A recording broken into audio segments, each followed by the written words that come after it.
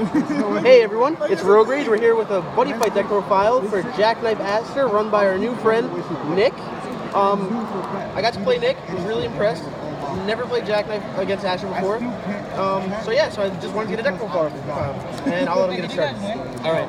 So, the Buddy Rare Star Guardian Jackknife is essential for me. The secret flag, because it's shiny, basically. Let's start with the size zeros. I run 2 copies of Dragon Arms Global Anchor for simple reasons, for them to nullify spells during either player's turn. It's just a simple 1 gauge, 1 life, pretty much. Then size 1s. And I have spears to kill these things. And I've had Brunei the Global both. 2 copies of Quantum Ruler. Just because he gives the free gauge and a free draw. And you can spam it over and over and over with Sudden Wormhole. So that's simple enough. I run after that 3 copies of Star Guardian Jackknife SD, just to bring back the main card, which is Aster, which you'll see later on.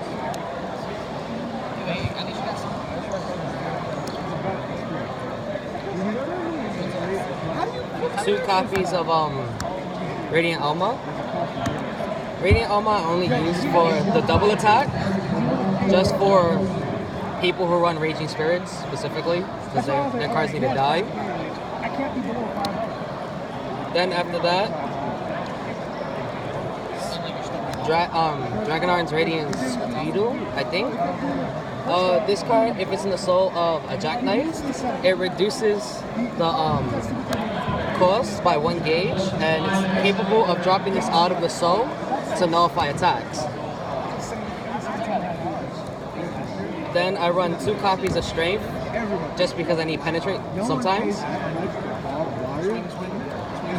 The size 2s would be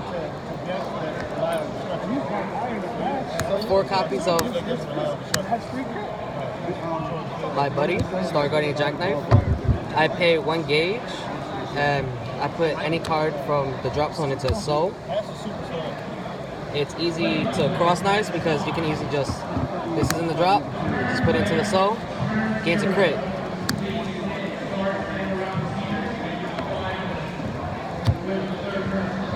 Next, I run 2 Asters.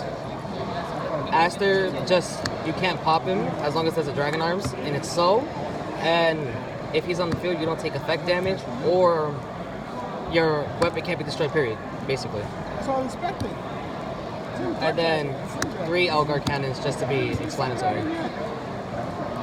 Next is just one of the biggest Dragon Arms Photon Lancer, just for the extra defense and the movability. Now for spells,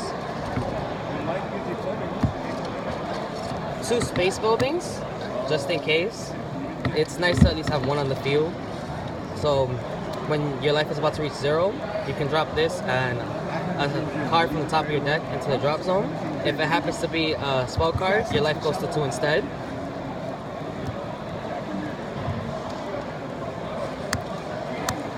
Two Dragoneers Beat. You pay 1 gauge.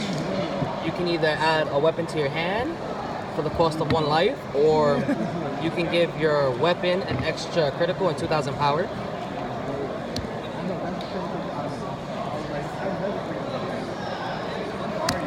Two Dragon Eyes Factories, because I like to early plus for the extra 2 draws.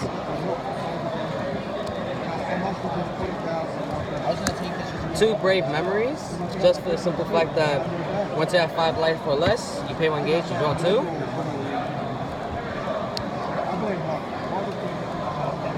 3 Sudden Wormholes.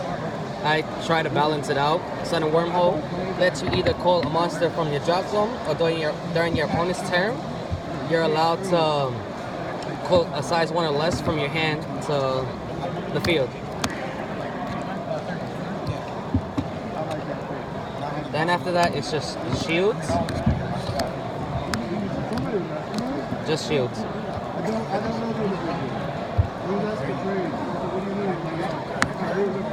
I run 3 copies of Radiant Saber Prominent. Yeah. It gains 1,000 power for each card in the souls of cards on the field. And then any card on your field with Jackknife in its card name gains the move ability.